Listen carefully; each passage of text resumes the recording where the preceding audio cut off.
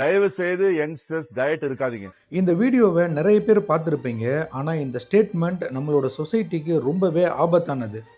ஏன்னா ஒரு 50 வருஷத்துக்கு முன்னால் எல்லாரும் என்ன பண்ணுவாங்கன்னா அவங்களோட குழந்தைங்களை நல்லா சாப்பிடுங்க சாப்பிடுங்கன்னு சொல்லிட்டு ஃபோர்ஸ் பண்ணிட்டு இருப்பாங்க. இதுக்கு என்ன காரணம்னா அந்த காலத்தில் மால் நியூட்ரிஷன் சொல்லிட்டு ஒரு பிரச்சனை ரொம்ப காமனாக இருந்துச்சு. ஏன்னா அந்த காலத்தில் அவங்களுக்கு சாப்பாடு கிடைக்கிறது ரொம்ப கஷ்டமாக இருக்கும்.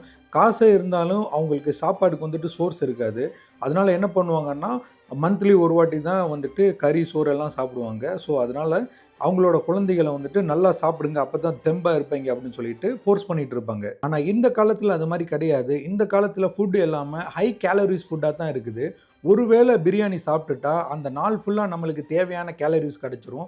அப்படி இருந்துமே 3 வாட்டி கறி சோறு, பீஸா, பர்கர்ஸ்ன்னு சொல்லிட்டு சாப்பிட்டுட்டு இருக்கனால இது எல்லாம் ஓவர் கேலரிஸா போய் பாடி உள்ள தேவையில்லாத கொழுப்பா மாறிடும். அதனால தேவையில்லாத ஃபேட்ஸ் எல்லாம் அதிகமாகி சுகர், கொலஸ்ட்ரால்னு உயிருக்கு ஆபத்தான நோய்களா மாறிடுது. காலங்கள் மாறினாலும் 50 வருஷத்துக்கு முன்னால் உள்ள மைண்ட் செட்டில் இன்னும் மக்கள் இருக்க தான் செய்கிறாங்க. ஆக்சுவலாக உங்கள் குழந்தைகளுக்கு சிகரெட்ஸ் அண்ட் ஆல்கஹால் எப்படி கெட்ட பழக்கம்னு சொல்லி கொடுக்குறீங்களோ அதே மாதிரி தான் அதிகமாக சாப்பிட்றதும் ஒரு கெட்ட பழக்கம்னு சொல்லி கொடுத்து வளங்க. ஸோ தயவு செஞ்சு அளவோடு சாப்பிடுங்க. அப்போ தான் ஹெல்த்தியாக வாழ முடியும்.